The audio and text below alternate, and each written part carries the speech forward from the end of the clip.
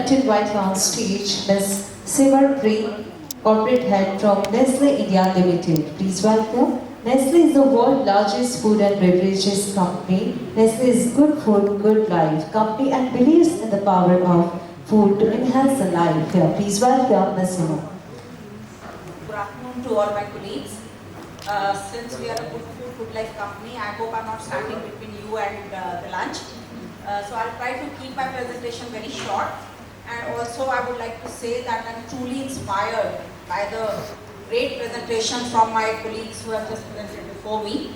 So what I'm going to tell you is not going to be something dramatically different, because we are all chief professionals and the way to do or achieve the aim is more or less the same.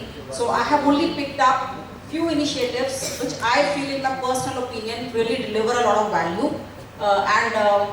You see, the motto on the screen is that all are people living safe and healthy lives, and you will see that I have not said employees, it's all our people, employees, contractors as well as visitors who come to our site, and we want to make sure that they are all safe at the end of the working day and they are also healthy, which means they in fact go back home in a better health than what they came to the factories or the other locations. So, like any other organization, our main aim is to prevent SIFs, which is serious injuries and fatalities. So this, what you see on the screen, the life-saving rules, is the foundation of all that we do. We have a lot of expansion programs going on currently. So new factories are being built or existing factories are also being extended. So construction management is an altogether specialized field, I would say, and some of my colleagues have already put enough focus on that. But what I'm sharing here is that this is something that applies to all the sites. And if you look at, if we are talking about, say, working with a valid permit, I don't know if the laser is working, but you can see at the bottom, the 7th one. And besides that, we also have working at height and confined spaces shown separately, because this is based on our global statistics where we have the maximum number of serious injuries. So therefore, another thing I personally hold very close to my heart is to keep it simple. As safety professionals, we tend to fall in the trap of having too much of paperwork, and that actually takes away the do part of it. So we try to keep it very simple, 8 life-saving rules, easy to remember, and each one of us at the sites is striving to make sure that no injury happens which is due to any one of these.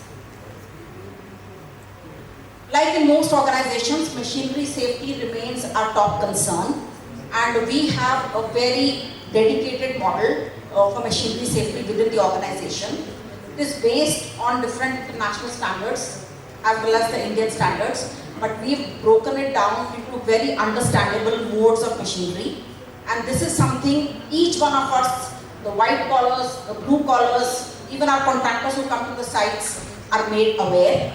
And we keep 2 simple messages which each person must remember, is that stop the equipment before any intervention, which means if there are any running production lines or any equipment, please stop the equipment before you insert any body part into the machine.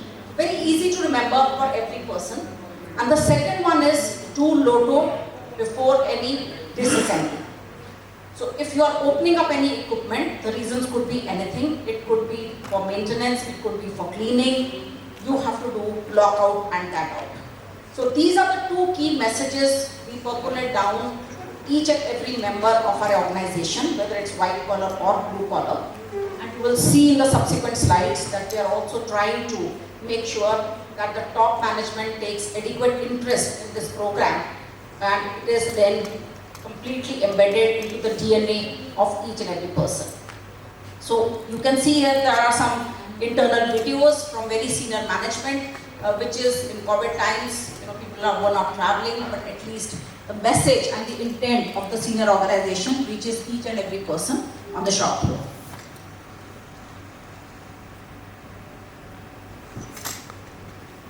So we are always working in three domains. I would say three pillars. One is safety by design, the other is safety by choice, and I'll go on each one of them one by one. So safety by design, as most SHE professionals know, that changing behavior is the toughest part, and what we do also in the hierarchy of controls, it is the engineering controls that are taking the top precedence. So whatever we do, we try to make sure that the systems themselves are foolproof and safe, so that they do not cause any injury, or even if we have a new person or we have a person who's distracted, or for whatever reasons, the equipment itself is safe enough that we are not having any injuries which are there at the site. So we have a lot of rotary equipment in our factories because we are a food factory, so a lot of star valves, etc. And we have a very robust internal standard to make sure that all of these are well protected and our people are safeguarded from any irreversible injuries from happening, such as losing hands, fingers, etc.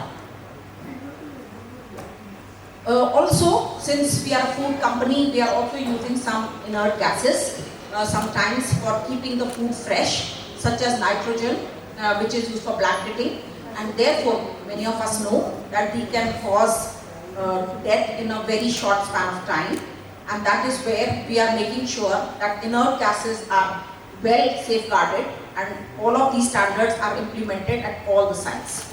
So I am looking after Nestle South Asia, and we have India, Bangladesh and Sri Lanka in this, and we have 10 factories, we have 9 factories in India, 1 in Bangladesh and 1 in Sri Lanka. So we are talking of 11 factories here. We have also, you know, the famous product Cerelac. Some of you who have small children must be buying it, I hope so, because our consumers are also in this room. So that equipment is dried on a drum, and that really gives a big cause of injury in case it is not well guarded. So a lot of money and designing has been done to make sure that this equipment is also very safe. So that is what you see in the picture in the last, and the chairs are covering it, but we also have the confined spaces. We have tall towers which are called the agrons, in which we are drying liquid powder. Liquid is sprayed from the top and it dries when it comes to the bottom, but this tower itself is a confined space. So this, we have also made sure that there is no risk if there is somebody who has gone inside the tower for cleaning, how to rescue the person in case the person faints or there is any other health issue. Material handling equipment, all of our factories have a lot of MHEs, and we have an internal standard that is implemented to make sure that there is adequate barrication between the pedestrians and the MHE equipment, and many other control measures which I am not going to touch due to interest of time. Continuing with this, you all have factories which are legacy factories, and then we have the opportunity to build new ones. So looking at our existing factories, we realized that there are a lot of goods lifts which are actually also being used by people. So what we did retrofitting of the goods lifts to make sure that they are also suitable for passengers, and instead of allowing a behavior which by SHE professionals or by white collar we say they are violating the rules, why are people using the goods lift to go up and down? Rather than that, appreciating the reasons, understanding that there is an aging workforce, and then upgrading our equipment to make sure that that so-called unsafe behavior actually is converted to safe behavior by providing the right kind of safe equipment to the people. A lot of work is done internally in the factories as well. We do it through facility management tool, and like many of my colleagues shared, there are a lot of traffic management system good practices which are also deployed at all the sites. Caring leadership, safety by caring leadership is also a very, very strong component at our organization. So here what we try to do is that we also try to involve the people who work for us through third parties. For example, truck drivers who are carrying our finished goods, and we process a lot of milk, more than 20 lakh liters a day, and this milk is brought to the factories on milk tankers. In order to make sure that we have no fatality on the road due to our operations, we are doing a lot of initiatives with the truck drivers, and more so, like the colleague just before who presented, brought it out beautifully, that how do you involve community in driving a safety message. So what we do, that we call the families of the truck drivers into the organization in different get-togethers to make sure that they are also involved and they understand what does road safety mean to us, why their spouse or father or whoever is related to them should not overspeed on the roads, why they should not use mobile phone while driving, etc., etc. So we feel there's a lot of value in that when you involve the families, and this is an ongoing process. Also, awareness training to the drivers is also very important on defensive driving. They are already knowing how to drive, but defensive driving is the part that they often ignore, and this is an ongoing training at all our locations. We also have something called a life-saving gallery. I showed you the life-saving rules in the beginning.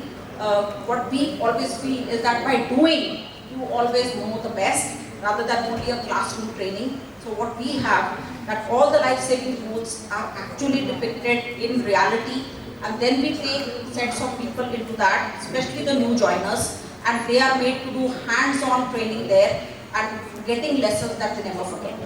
So this, I think, also brings a lot of value. It's a concept akin to safety parks like we have in the construction site, but many factories, running factories, often do not have such locations. So I think this brings a lot of value as well to the running sites.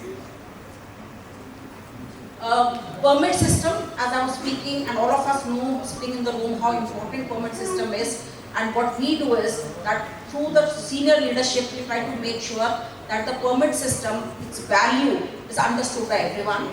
So you can see here that if it is only the production manager, or if it is only the engineering manager who's driving the permit system, will bring us benefits. Of course, all organizations are running with the support of few key departments, but what we feel is that also the finance head, also the corporate affairs head, also the manufacturing excellence head, each one of the persons must understand what is a permit, why do we take it, what are the challenges at site. So this is a program that we have in some of our locations, whereby people from lesser use departments also participate in the Gemba for permit to work.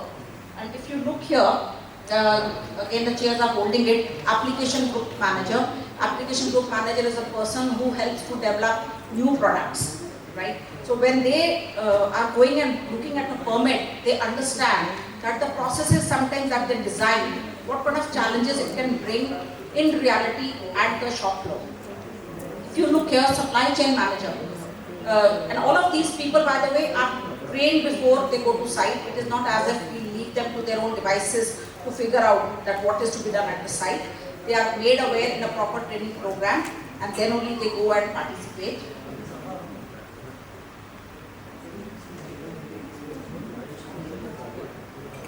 So this is a picture which is speaking more than 1,000 words, and what very importantly is that the permit issuer, or if the person has not completed the risk prediction form, for example, before starting the work, these are the people who then coach at the site, and they make them understand the value of doing it correctly.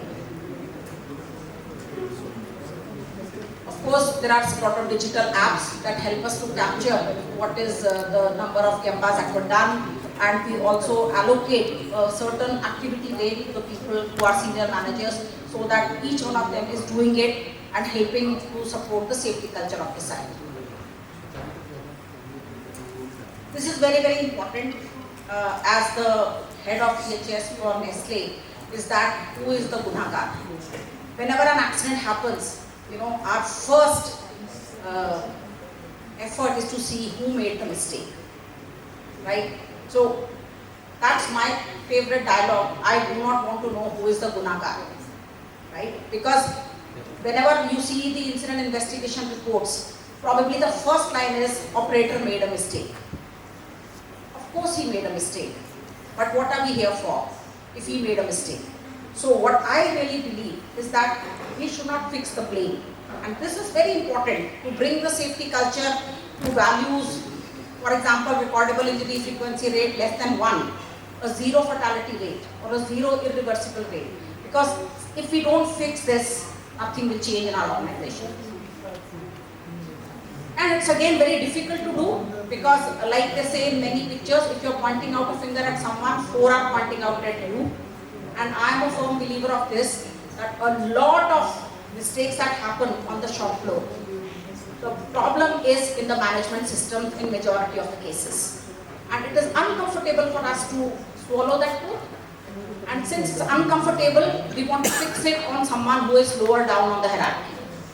It needs courage to say, I'm wrong. Right? So that is what I will say here to my colleagues, that please try to do this in your organization. It will bring you wonders. Shifting from who is responsible to what is responsible. And if we are using the incident, I don't say investigation because it's not a crime. Okay, incident analysis, if it is used solely for the purpose of punishment, we are going to lose the value of it. Because you will never get to know what was the reality.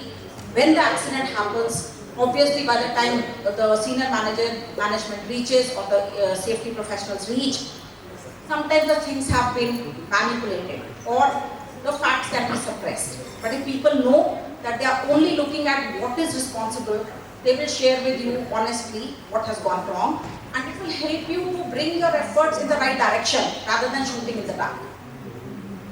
It's not easy, by the way, because when an accident happens, as EHS professionals, you will also get a lot of pressure from senior management to ask that who is responsible. Because we all have this wish to fix the blame on someone. So we have to be the intermediate layer, the sandwich between the management and the shop floor to make sure that we are making the right safety culture to develop in the organization. So if we are going to look at the direct causes, of course it will prevent the reoccurrence of similar incidents. But if we are looking at all the system failures, it will help us to see that any other possible accidents as well can be prevented. And this is known to most of us. I put some of the things which are there, what failed. Was it management of change? Was it a lack of an appropriate SOP? If you see any incident investigation report, few things that come up is operator was well trained. I would request you to go deeper into that. What was that training? See the module. Look at what the person was given. Was it an on-job training? We train people, 100 is the number for emergency evacuation, the dispensaries on the north side. If this happens, go to the assembly area. And we say the person was trained. That's why he had the accident. That's not true. Training was not at all relevant to what the job the person was doing. So when you are digging deeper, you will get a lot of issues, as I said earlier, which are pointing to management systems, and that is where we have to work. This is also very important. When we get an incident at one site, we make sure that we look at all our other locations and we propagate the learnings in a proper structured manner, and we follow up for closure to at least, we say to each other, let's not learn from the same accident. Let's not commit the same accident, let's learn from each other. Because it would be really foolish to do the same accident at another site. Behavior, many of my colleagues were mentioning, it's very, very important. So in case you want to be remaining accident free, you have to put your body off the line of risk. That is a focus that we really like to drive. And that's where, if you see the hand safety campaign, I'm just putting up just one of the campaigns for you to understand that we covered a huge number of people at one location, almost 100% people engaged. Each and every worker was asked, line of risk, which means are you in the line of energy? Try to give us the locations where our hands can get injured or have an accident. So a lot of inputs came to us, and this was a campaign that we did for almost a month, covered almost 1,300 employees. I'm just talking about one site, and it brought us wonders. So these are the kind of engagements we like to do. I also heard from some of my esteemed colleagues that trainings are not sufficient. Often I hear senior managers stand up in front of a workforce and say, please work safely. And I'm often left wondering that the intention of every person who comes to work is obviously to work safely. But what should I do? If I have the intention to work safely, what should I do? So it is the what which is very important that we have to explain. And that is where job-specific toolbox talks are of great value. So what we do in our plant is that, let's say the production manager comes on duty or the production officer comes on duty, they look at what is going to happen in the coming shift, what are the risks that are there in the shift, and then they go on to explain it to all of their staff to make sure they understand what are the hazards that are going to lurk around the corner when they are working. So this has really again brought wonders. Zero accident at the site for the whole year, and the record is still ongoing. And I think this is of great value. I really insist that all of us should work towards job-specific instructions rather than saying generic things like let's work safely. If the senior management will not focus, people are very smart. ये public है, ये सब जानती है. We all know, we are all watching our leaders, what they are doing. What are the subconscious signals they are sending to the site?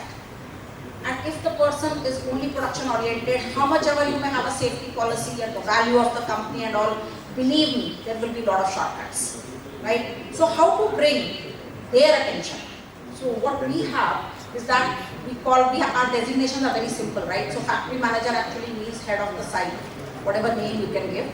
So factory manager is the person who has a personal objective to go twice a month and do, you can see the checklist on the screen, to go any location and do a small audit of the lockout tank.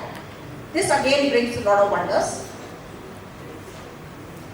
This is more on the philosophical side because I feel that all of us in the room, we feel so bogged down with a million things to do and everything is important. So just this is a motivation to all of you, is that sometimes in life you could be feeling like at the top, but the reality is if you look down from another perspective, you will realize that we are actually making progress. So let's all be cheerful, let's all feel good at the end of the day that we are saving lives. I think few jobs are as fulfilling as ours. I would say next to the doctors, because doctors do it with their hands day in and day out and they can see the result. Sometimes we cannot see the result, but at the end of the day, if you've changed one person's mindset for safety, you can be a happy man or woman. So this is my last slide. It's a small video by Nestle Italy. We are a multinational company, but what the emotion that they brought out in this is something that I live by, and I request all of you to take the same message back home. You can just run the video, please.